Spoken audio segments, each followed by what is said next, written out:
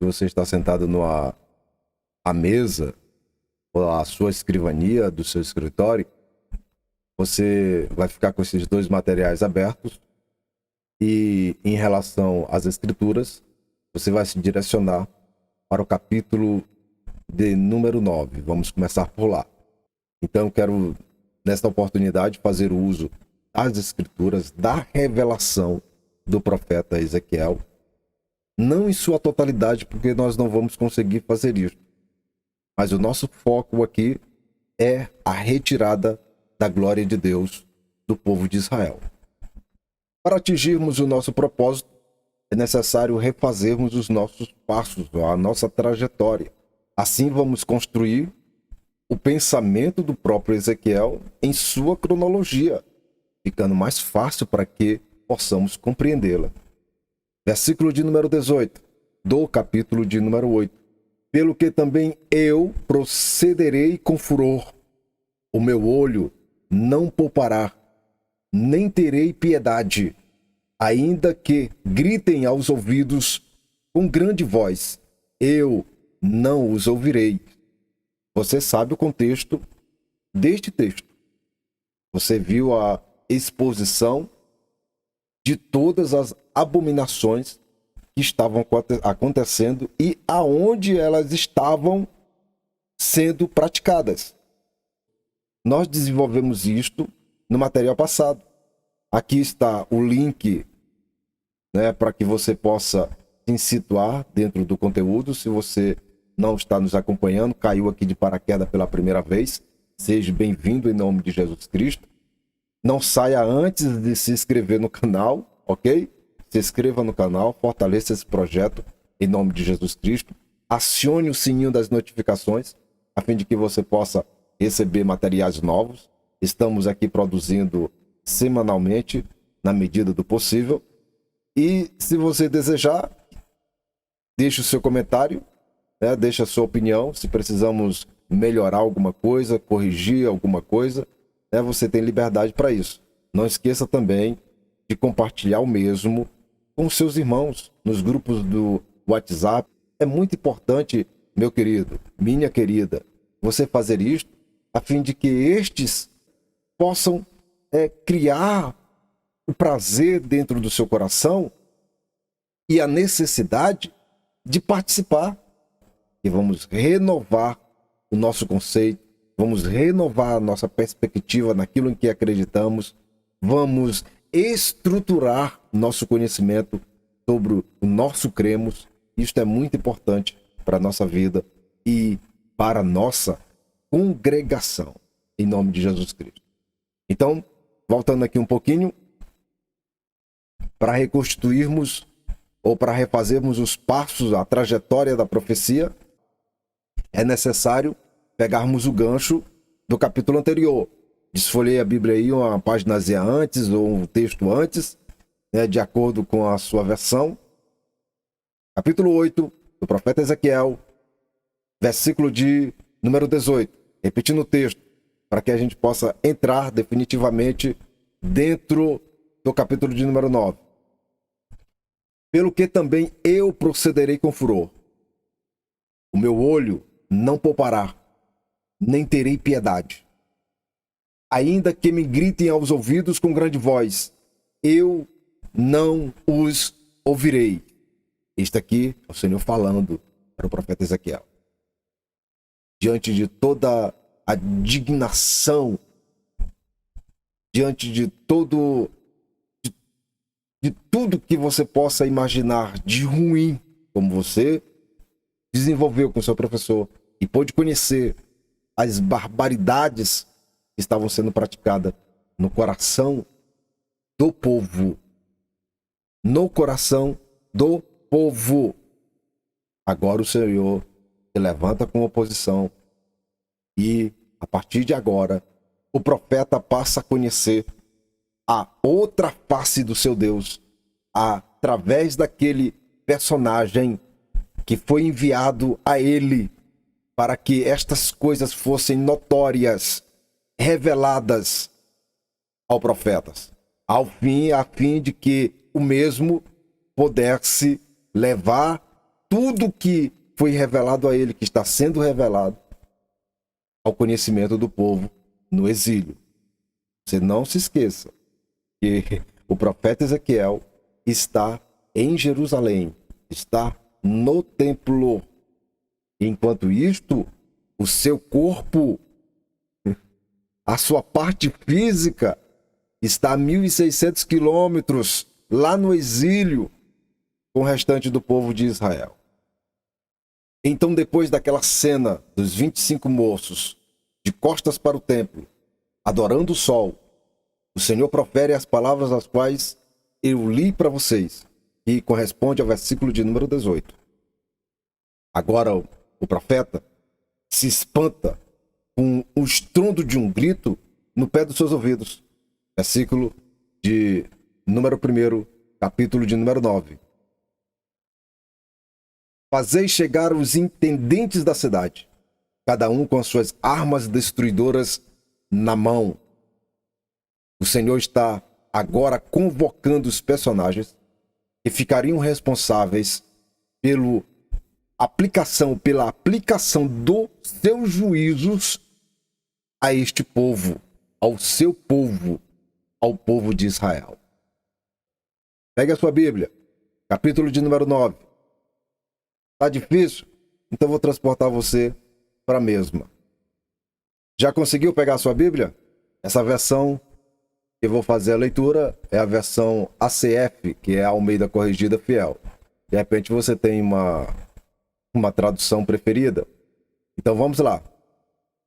Quando o profeta Ezequiel, atordoado por aquele som de comando do seu Deus, com o fim deste susto, no versículo de número 1, aparecem no versículo de número 2, 6 homens. E estes 6 homens, cada um trazia a sua arma empunhada nas mãos, ou na mão, como diz o texto. E dentre estes 6 homens, um se destacou aos olhos do profeta Ezequiel, ou certamente ele tomou a dianteira dos demais, se apresentando ao chamado, à convocação do versículo de número 1, de número 1. E o profeta Ezequiel o descreve sabiamente. Um homem vestido de linho com um titeiro de escrivão à sua cintura, e entraram e se puseram junto ao altar de bronze. Agora você observe o tamanho da revelação da profecia do profeta Ezequiel. O versículo de número 3 nos mostra que esta voz de convocação destes 6 personagens, e inclusive este que acompanha o profeta Ezequiel seja um destes, ou seja, o 7º homem ou o 7º personagem, o importante aqui é você observar a ordem, a apresentação de cada evento, como está pintado na profecia do profeta Ezequiel. Veja bem, a voz que faz a convocação dos 6 personagens, ela está partindo de um lugar, de um ponto central. Aí nasce a primeira pergunta: aonde esta voz está? De onde ela está saindo? Qual a origem deste comando? O versículo 3 nos revela aonde esta voz está.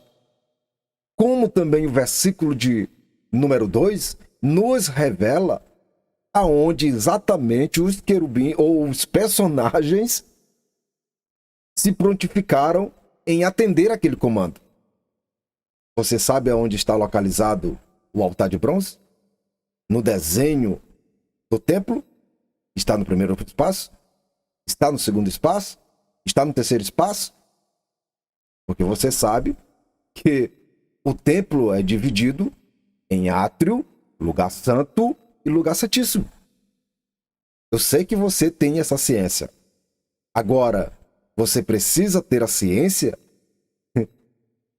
e saber aonde é que o altar de bronze corresponde a estas divisões. Porque o versículo de número 3 está pintando de onde está vindo a voz. De onde está vindo a voz? Primeira pergunta. Só para refrescar sua memória, você estudou na lição passada a existência de uma recâmara ao lado do Santo dos Santos, onde o profeta Ezequiel, escavando a parede, se deparou com uma sala cheia de símbolos.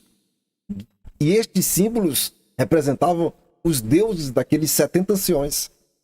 Veja bem, temos o Santo dos Santos e temos uma recâmara ao lado do Santo dos Santos. Aqui neste cenário, o Senhor está falando de cima do propiciatório, em cima da tampa da Arca da Aliança. Você consegue agora ter uma visão ampliada dessa questão? Enquanto os 70 anciões criaram um templo, criaram uma sala de adoração paralela à sala do seu Deus, agora o Senhor se manifesta ao lado deles. Imagina aqui o cenário. Imagine aqui o quão tremendo é esta visão do profeta Ezequiel. Aqui é certo que o profeta não está mais vendo aquela sala. Não, aqui a visão agora toma uma outra proporção. É para a glória de Deus, que é manifestada sobre os querubins, ou sobre o querubim, como você está observando aqui no texto. Veja a dimensão da visão do profeta Ezequiel. O Senhor, a glória do Deus de Israel, se levantou sobre o querubim, sobre o qual estava, indo até a entrada da casa, em direção ao altar de bronze, aonde os 6 personagens estavam presentes. E esta glória que estava sobre o querubim, agora se aproxima dos 6 personagens e dá uma ordem de comando ao que estava vestido de linho e que tinha um titeiro de escrivão à sua cintura. Com isto nasce outra questão neste texto. Após esta glória sair de cima ou de sobre o querubim, ela se materializou ou ela ficou no formato de uma nuvem? Essa é a questão. A segunda questão. Vamos criar muitas outras aqui a fim de pescar a sua mente, pescar seu entendimento, pescar sua atenção, principalmente. E um outro fato muito interessante aqui neste cenário é que o profeta Ezequiel é o segundo homem que contempla a glória de Deus sem o auxílio dos incensários. Vocês sabem que quando os sacerdotes ou o sumo sacerdote entrava no Santo dos Santos e o seu incensário produzia uma fumaça, aquela fumaça era para proteger o sacerdote da manifestação da glória de Deus. Ou seja, a fumaça criava um escudo que protegia-o da manifestação do seu Deus naquele momento, naquela cerimônia, no Santo dos Santos. E agora o profeta Ezequiel está contemplando a glória de Deus sem a proteção desenvolvida pelo Senhor aos sacerdotes.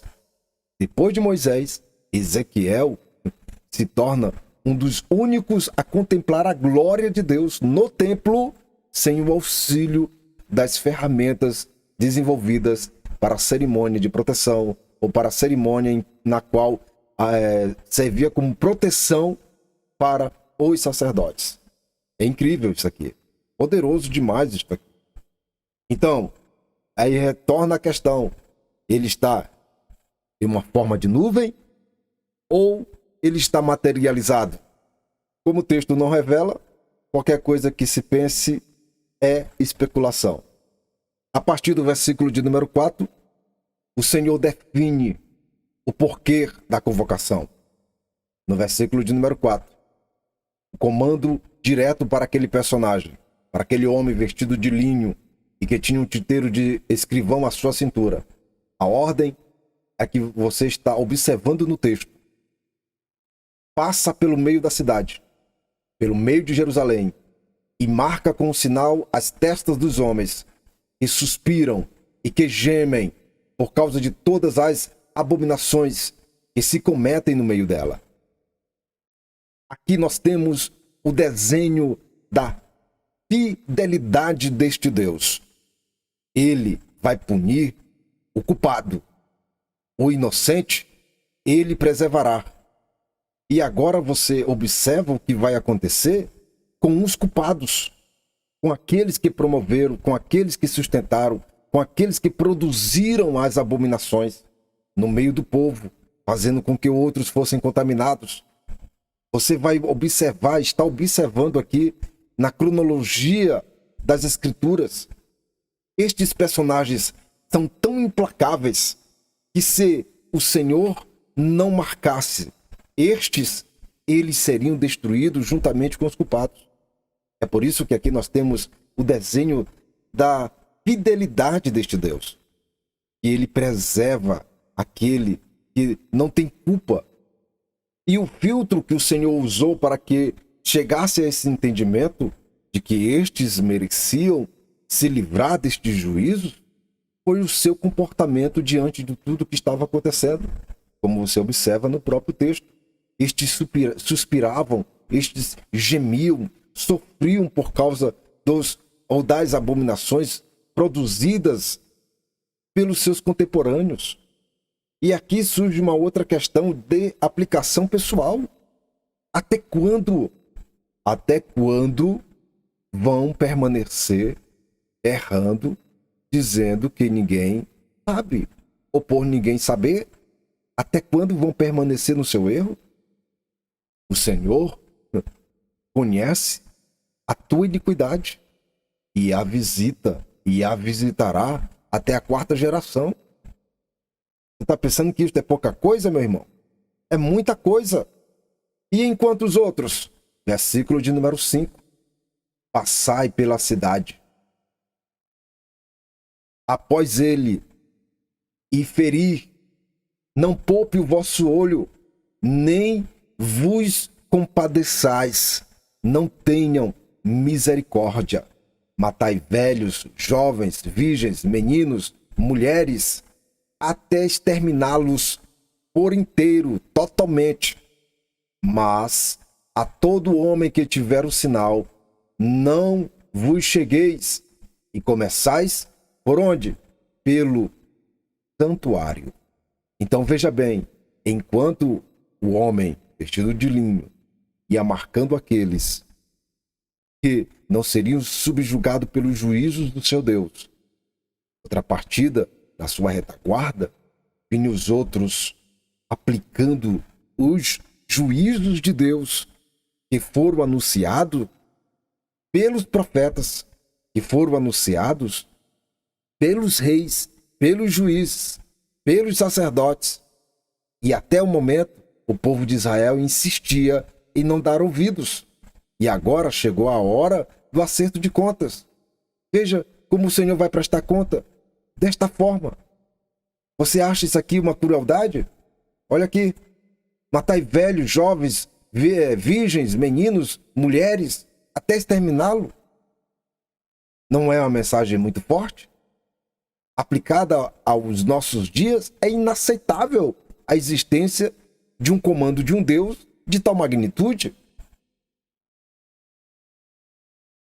Mas este, meu irmão, é o teu Deus. É o Deus que você decidiu servi-lo. Ele visita a iniquidade daqueles que o aborrecem até a 4ª geração. Mas também, você não pode esquecer da existência da sua misericórdia. Ou seja, este Deus que é implacável na aplicação dos seus juízos, também ele é misericordioso. E qual o segredo para virar esta chave? O arrependimento. Esta é a chave para virar este segredo, para virar essa maçaneta a seu favor. O arrependimento é o que não estava acontecendo e o que não aconteceu com o povo de Israel. E o Senhor dá endereço para estes homens. Deveriam começar pelo santuário. Veja bem, pelo santuário, uns seriam marcados pelo anjo ou pelo homem vestido de linho, outros seriam dilacerados, consumidos pelos juízos do seu Deus. E quando o profeta Ezequiel se depara com aquela cena, do versículo de número 7, que cena tão horrenda é esta que o profeta Ezequiel está vendo? Ele está observando os átrios do templo cheios de mortos, e estes mortos eram os sacerdotes. A cena é tão forte que, no versículo de número 8, ele chega a clamar: Ah, Senhor Deus! Imagine a expressão do profeta Ezequiel vindo e vendo esta mortandade, ouvindo e vendo os horrores dos gritos do povo, dos próprios contemporâneos seus, obviamente, despencando aparentemente sem explicação, expirando-se, morrendo. Tem a possibilidade de uma retratação, de um pedido de perdão, de um arrependimento. A palavra já foi lançada, o juízo já foi determinado. Olha o desespero do profeta Ezequiel. Ah, Senhor Deus, dá-se acaso que destruas todo o restante de Israel, derramando a tua indignação sobre Jerusalém? O Senhor responde o profeta: a maldade da casa de Judá, de Israel e de Judá é grandíssima. E a terra se encheu de sangue, e a cidade se encheu de perversidade. Porque dizem: o Senhor abandonou a terra, e o Senhor não vê. Olha o argumento deles. Então aqui está bem claro que o Senhor tudo conhece e tudo vê. Este é o desenho do teu Deus. É o Deus que você o tomou como ser o único e verdadeiro. Observe como se comportam aqueles que seguem, que servem, que obedecem a este Deus. Versículo de número 11. E o personagem que recebeu a ordem de selar aqueles que ficariam livres dos seus juízos, este voltou com a resposta ao seu Deus. Qual foi a resposta? Fiz como me mandastes. Não existe brincadeira aqui. Não existe uma massagem de ego. Não existe um meio termo. Talvez você não concorde com a postura deste Deus, mas eu quero lhe dizer algo muito importante. O que você acha ou deixa de achar não vai mudar este Deus.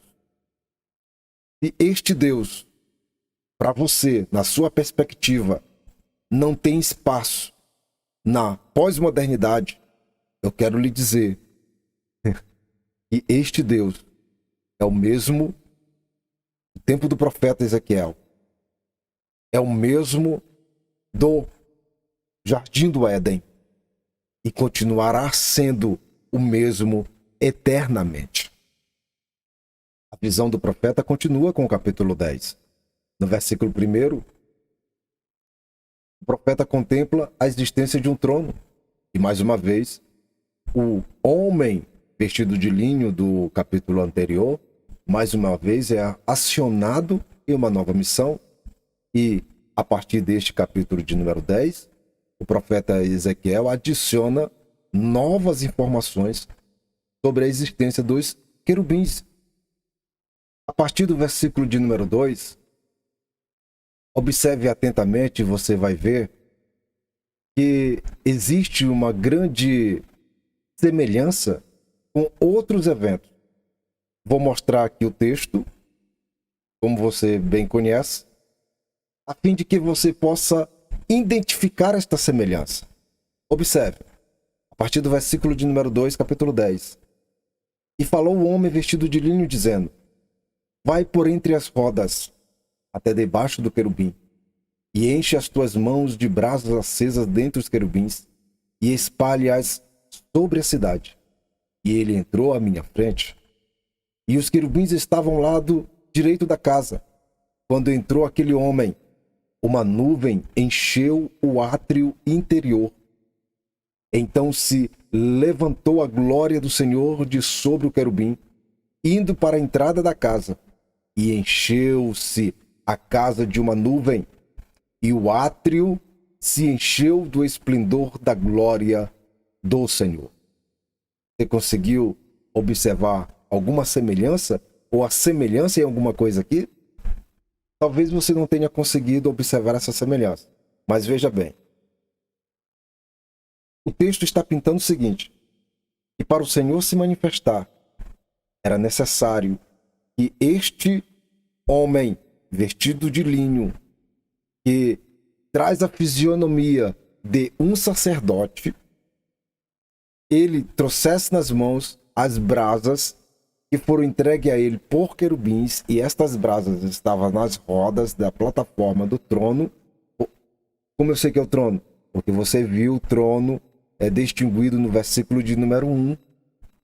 E estas brasas precisariam ser espalhadas pela cidade. Somente após esta purificação é que houve a manifestação do Senhor. Estas brasas surgiram da mesma fonte das que foram postas na boca do profeta Isaías, o homem de lábios impuros. Então observe que o Senhor purifica o cenário da matança, da exterminação, da maldade no povo de Israel, de dentro de Israel. E qual é a semelhança que você deveria ter visto? É que este homem vestido de linho, ele traz a imagem de um sumo sacerdote. Somente o sumo sacerdote é que tinha o direito de entrar uma vez ao ano dentro do Santo dos Santos. E ele trazia na mão seu incensário uma vez por ano e fazia aquela cerimônia. E naquela cerimônia, com o incensário aceso, que é o símbolo da brasa que está nas mãos deste personagem, deste homem vestido de linho, agora de uma forma original, da imagem original do funcionamento do templo, você conseguiu perceber a semelhança de como e de por que observar o modelo desenhado pelo Senhor aos sacerdotes, a fim de que os fizessem? É isto aqui. Eles tinham que obedecer exatamente como este personagem estava fazendo. Olha o incensário original na mão deste homem, no versículo de número 3. Quando ele adentrou a casa, uma nuvem encheu o átrio interior. A mesma cerimônia praticada pelo sumo sacerdote. Após a brasa ou o incensário fazer a sua função, aí, meu irmão, veria a presença do Senhor. E aquela nuvem provocada pelo incensário do homem vestido de linho transformou-se em um esplendor da glória do Senhor. Glória a Deus. E o profeta Ezequiel pôde contemplar como nenhum outra tivera a oportunidade, pois o fato dele ser sacerdote lhe dava o direito de estar naquele ambiente, um direito constituído pelo seu Deus. E ele contempla no versículo de número 5, o ruído das asas dos querubins se ouviu até o átrio exterior, como a voz do Todo-Poderoso, se direcionando mais uma vez a este homem vestido de linho, a este sacerdote, desta manifestação, para que pudesse retornar mais uma vez às rodas e de lá tomar mais brasas dos querubins para uma nova missão. E a partir deste texto, o profeta começa a desenhar o funcionamento desta plataforma em que havia a existência de um trono, o trono do seu Deus, o trono do Deus Todo-Poderoso. Adicionando ainda informações importantíssimas e muito interessantes sobre a existência, o funcionamento destas rodas, como os querubins se movimentam, ou a quantidade de asas, as mãos que se manifestam debaixo de suas asas. Ele traz uma pintura extraordinária destes personagens. Olha o poder desta mensagem. Quanto você pode evoluir no conhecimento das Escrituras. Você pegue esse compêndio de informações que o profeta está desenhando aqui e compare com aquele evento que aconteceu lá no Monte Moriá, onde o monte fumegava. Era isso aqui que estava acontecendo sobre o monte. O vento impetuoso, o fogo que destruiu o cume daquela montanha. Este fogo, a origem deste fogo, estava dentro das rodas. Imagine o cenário, se o povo pudesse contemplar esta visão do profeta Ezequiel em um tempo físico, no espaço físico. Aqui o profeta está contemplando através de uma visão, mas isto foi uma realidade naquele monte. A manifestação do Deus Todo-Poderoso em toda a sua glória descendo sobre aquele monte. Aquele acontecimento foi marcado por estes eventos, por estes personagens. Não grite do outro lado, mas lá não diz nada a respeito. Meu irmão, o Espírito de sabedoria está sobre a sua vida. Ele vive em você. Deixe ele falar profundamente no seu coração e que a sua mente possa se expandir para o conhecimento das Escrituras, a fim de que você possa se desenvolver em graça e conhecimento e que sua congregação possa explodir, impactando a sociedade, impactando o meio aonde ela existe. Quando você estiver produzindo um pensamento sobre um monte fumegante, adicione as informações da revelação do profeta Ezequiel. Adicione essas informações e todo este aparato bélico e glorioso de um rei se desemboca no versículo de número 18. Então saiu a glória do Senhor de sobre a entrada da casa e parou sobre os querubins. Para que eu não atropele o entendimento geral da profecia, este acontecimento do versículo 18 já é o segundo estágio da retirada da glória do Senhor do povo de Israel. O primeiro estágio está no versículo de número 4, que corresponde ao mesmo capítulo. Pois quando produzíamos a semelhança do homem vestido de linho com o sumo sacerdote, esta informação ela não pode ficar para trás, porque é aqui que acontece o primeiro estágio da tirada da glória de Deus do meio do seu povo. No início do texto, observe a fundamentação. Então se levantou a glória do Senhor de sobre o querubim. E este local foi onde ele sempre se manifestou com a presença ou com a cerimônia feita pelo sumo sacerdote. O que está acontecendo de diferente aqui é que o Senhor, ele se transporta para a entrada da casa. Ou seja, ele sai de cima da tampa do propiciatório, aonde era comum a sua manifestação. Agora ele deixa aquele local e se transfere para a entrada da casa. Agora você vai entender por que eu me antecipei na ordem dos acontecimentos. Não esqueça que o Senhor saiu de sobre os querubins, e estes estão na tampa do propiciatório, e agora ele está na entrada da casa. Ele estando na entrada da casa, aí você vai compreender o versículo de número 18, que é o segundo estágio. E então saiu a glória do Senhor de sobre a entrada da casa e parou sobre os querubins. Veja bem, ele está na entrada da casa. Ele volta novamente para os querubins. Ele não quer sair. Ele não quer deixar a tampa do propiciatório. Ele não quer deixar o Santo dos Santos. No versículo de número 4, ele sai dos querubins e vai para a entrada. No versículo de número 18, ele estando na entrada, ele volta novamente e fica sobre os querubins para a posição original ou anterior. Ele não quer sair.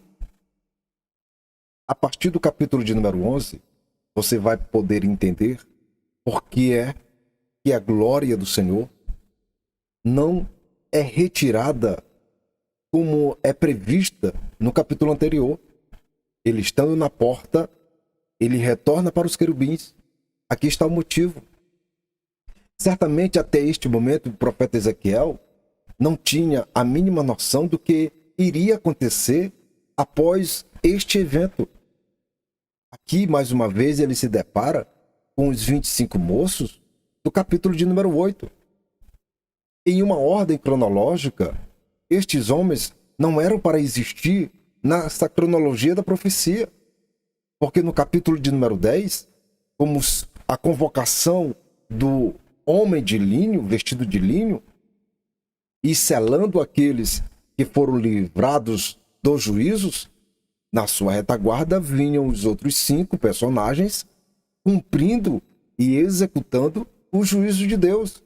E os seus juízos começaram a ser aplicados a partir do templo.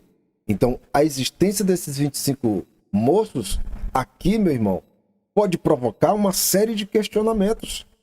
Uma coisa é certa: o Senhor faz com que o profeta retroceda na sua visão em uma ordem cronológica. Obedecendo a cronologia do capítulo 10, estes personagens não poderiam existir, porque a ordem dos 5 foi específica e eles não deixaram ninguém para trás. É tal que o homem vestido de linho chegou para o Senhor e disse: Senhor, a ordem que tu me deste, cumpri, já está cumprido. Significa dizer que os outros que vinham na sua retaguarda também chegaram junto com ele, cumpriram a ordem de execução que recebera. Você consegue processar essa informação? Então estes homens não poderiam existir. Então a explicação óbvia para esta situação é que o Senhor faz com que o profeta retroceda na sua visão, porque ele os viu na visão do capítulo de número 8, que é a mesma visão. Porque quando eu falo visão do capítulo de número 8, pode entender que seja a segunda e essa aqui seja a terceira. Não, esta aqui é a segunda visão do profeta Ezequiel. O capítulo 8 é a continuação do que nós estamos vendo aqui no capítulo de número 11. Uma coisa é certa: o mal ainda não tinha sido extirpado do povo de Israel. Estes 25 moços representavam tudo que tinha acontecido e, por causa deles, as coisas que estavam desenhadas para acontecer seriam por causa deles. Seria culpa deles. Eventos catastróficos aconteceriam por causa destes moços. Então precisava que este mal pudesse ser arrancado. E o profeta, a partir do versículo de número 2, recebe uma missão que ele, no primeiro momento, se recusa.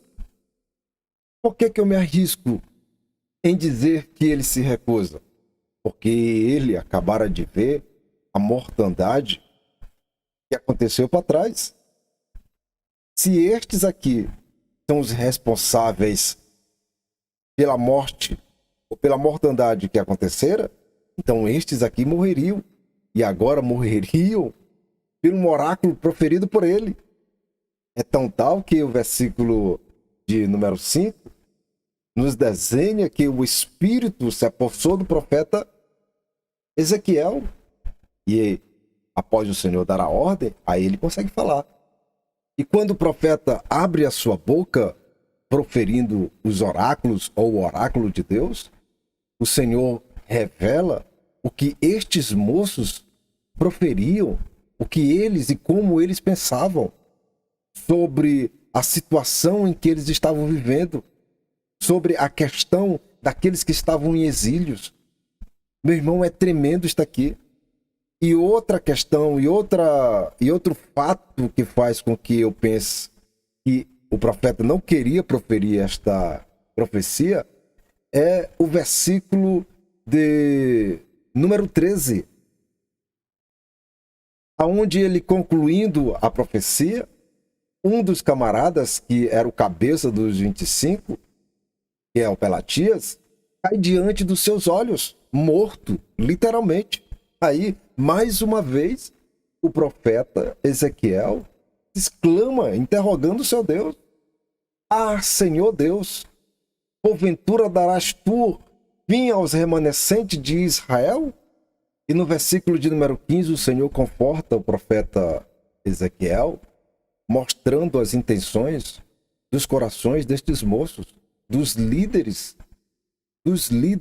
seus líderes, aonde estes estavam alegres, realizados com a situação dos seus compatriotas que estavam em exílio. Versículo de número 15.